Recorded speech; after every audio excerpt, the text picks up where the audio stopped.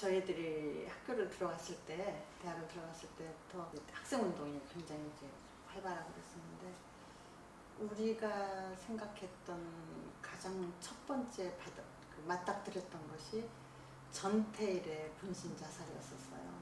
그 2학년인 그 대학생에게 충격적이었던 것은 그 일기장에 내게 만약 대학생 친구가 한 명만 있었다면, 그게 우리들 가슴에 이렇게 탁 박혔는데, 우리가 할 수 있는 일이 무엇이었을까? 과연 그 사람과 만약에 친구였다면 사실 모르는 것을 가르쳐 준다는 그런 친구를 생각을 했겠죠. 왜냐면 근로기준법 책을 읽어도 무슨 소리인지 알 수가 없으니까.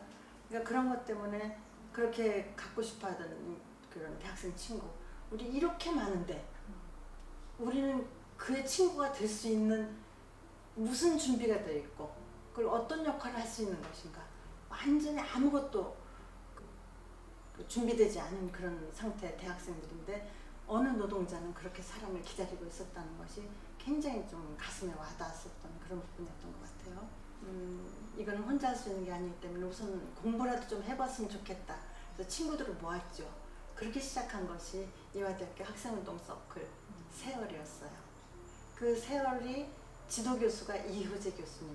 근데 그 이효재 교수님의 제자라는 것을 저희들은 굉장히 정말 행복하게 생각하는 게, 선생님이 이미 그때 기독교가 우리 사회에서 역할하고 있는 그런 진보적인 기독교 그 학자들하고 같이 관계를 맺고 연구도 하고 모임도 하고 그러셨던 것 같아요. 그 조화순 목사님이 그때 당시에 그 동일방직을 민주화, 그 민주노조로 바꾸는 그런 역할을 하셨잖아요. 그래서 그거에 이제 이효재 선생님이 감동을 받은 거예요. 그래서 우리한테도 조화순 목사님의 얘기를 좀 들려줬으면 좋겠다. 그래서 이대 강당에다가, 대강당은 아니지만은 414라고 큰 연극도 하고 하는 큰 교실이 있는데, 그 교실에서 조화순 목사님 강연회를 준비를 했어요. 근데 사실 그때 11명밖에 모이지 않았어요.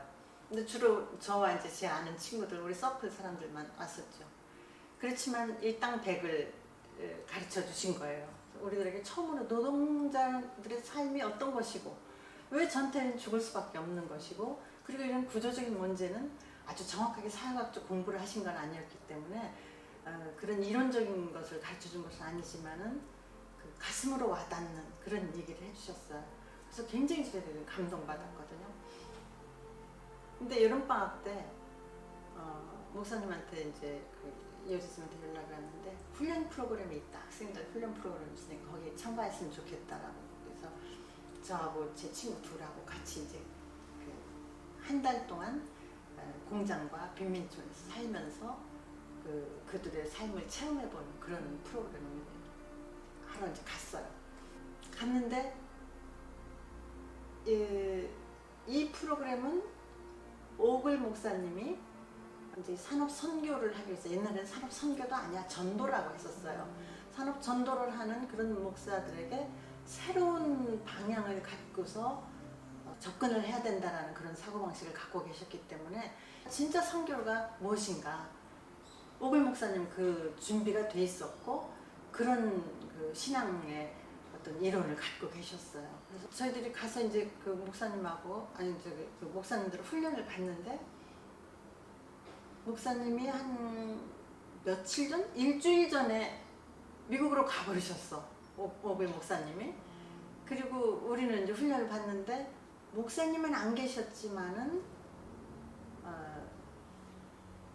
끊임없이 그 오글 목사님의 사상과 신앙과 이런 것들이 그대로 몸에 와 닿는 거예요. 근데 이제 목사님들이 얘기하시면 교육하는 게 주로 이제 조승현 목사님하고 조화순 목사님이 주로 강의를 해주시는데, 그 내용에서 계속 우리한테 예수를 찾아오라고 그러는데, 예수가 어딨어? 근데 답은 알겠어요. 노동자가 예수다 라는 말이 우리한테서 나오기를 바라는데, 죽었다 깨나도 그 생각은 안 드는 거야. 아무데나 물건 버리고 악다구니로 싸우고 있는 빈민촌과 노동자들이 작은 이익 때문에 이렇게 하는 사람들도 있고, 뭐 여러 가지 그런 다양한 모습인데, 어떻게 저 안에서 예수를 찾을 수 있을까? 나는 그게 잘 안 돼. 근데 저 개인적으로는 어떤 교육 내용에서도 오글 목사는 우리는 보질 못했지만은 오글 목사의 힘이 그리고 옆에 앉아 계시는 것처럼 느껴져요. 왜? 그 목사님들이 하는 얘기가 이미 오글 목사님의 생각이 내재화되어 있는 거예요. 그리고 굉장히 존경해요. 오 목사님을 굉장히 존경하고 있는 것 같고, 그래서 내가 속으로 예수는 오글 목사님인데 근데 그런 말 했다가는 야단 진짜 맞을 것 같아서 말도 못하고 그냥 뭐 예수가 목사 아니 저기 그 노동자와 빈민이 사실은 예수다라고 하면은 잘 동감은 안 되지만 그냥 고개 끄덕덕 거리고 편안하게 지나가는 걸로 그렇게 했던. 그래서 저는 사실은 그 오글 목사를 보지 않았지만은 곳곳에서 오 목사님이 느끼고 있었던 거죠. 그때 시작한 게 그 산업문제연구원에 서강대학교 산업문제연구원에서 프라이스 신부님이 그 원장을 하고 계셨어요. 거기서 한 달 동안의 숙박교육을 한다고 그 사람을 모집하고 있었는데, 아니 거기 가니까 오글 목사님이 계신 거야. 서울대학교에서 5년 계약으로 노사관계론을 교육을 하는 거를 그 강의를 하는 것을 약속을 받고 그리고 오신 거예요. 그래서 정말 거의 한 20일 동안을 오 목사님하고 노는 거야. 틈만 있으면 하는 얘기하고. 목사님, 지 선생님 나이가 몇 살이에요? 그래서 23이요. 그랬더니 아니 23인데 앞으로 창창하게 남았는데 여기 떠나지 않고 계속 하세요. 노동자들과 함께 계속 하세요. 근데 저하고 얘기하면서 저의 그런 흔들리는 청춘을 보셨던 것 같아요. 그래서 알겠다. 네. 그 목사님 그 얼굴에서 나오는 그 얘기에 어떻게 내 소리를 안 하겠어요. 근데 이제 안타까운 거는 목사님은 인혁당 사건이 그렇게 되고 그 사람들이 사형당하고 난 다음에 그때 에모리 대학인가에서 아마 강의를 하고 계셨을 거예요. 그 강의를 하시면서 그 사람들이 죽었다는 얘기를 듣고서는 정말 전국 방방곡곡을 교회와 뭐 모든 데, 뭐 국의회 이런 데까지 가서 이 인혁당 사건의 문제점과 한국 사회 유신의 문제점에 대해서 그렇게 열심히 설파를 하고 다니시고 그렇게 활동을 하시는데, 사실 우리들의 정치 투쟁은 그렇게 심하지 못했거든요.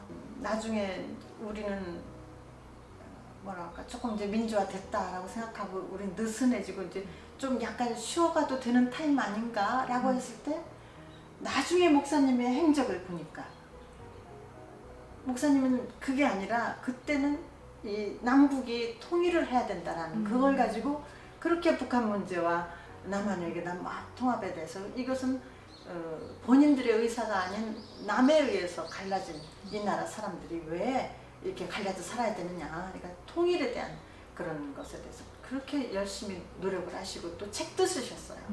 책도 그 통일 그 갈라져 있는 이유 때문에 불행한 사람들의 얘기를 쓰셨어요. 고국을 떠나고 있으면 더 고국에 대한 애정이 깊어진다고 하는데, 아 목사님의 고국은 한국이구나. 그것에 대한 생각 때문에 너무 우리는 미안한 거예요. 그리고 목사님이 뿌려놓은 그 씨앗들은 보이지 않게 그래도 많이 자라고 있는데 목사님 그거 제대로 자부심을 느끼셨을까? 그런 위로의 말씀도 제대로 못 해드렸던 거, 이런 것들도 마음이 너무 아프고, 우리가 생각하지 못했던 소설까지 써가면서 한국 문제를 알리려고 사람들한테 쉽게 해보려고 그렇게 노력을 하셨던 이런 것들도 있고. 그래서 목사님 정말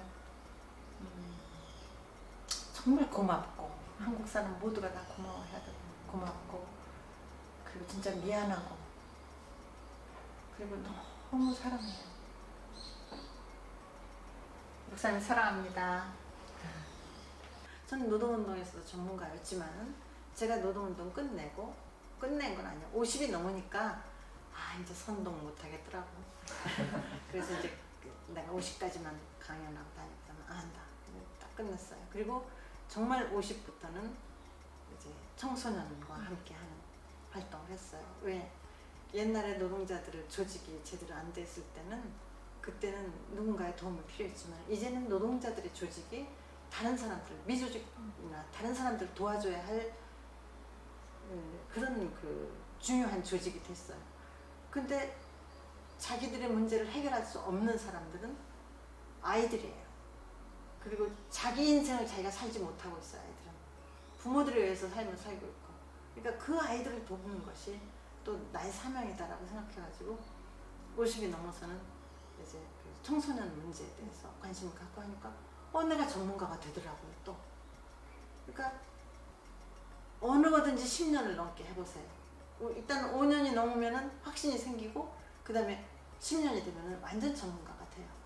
그리고 자기가 이것이 자부심을 느끼고 괜찮은 일이다라고 생각하고 활동을 하면은 살만한 세상, 우리 때보다는 나은 세상이에요. 아무리 어려워도 우리 때보다는 나은 세상이고, 우리가 살던 세상은 우리 부모들이 살던 세상보다 훨씬 나은 세상이었고, 저는 6.25 때 방공호에서 태어난 사람이잖아요.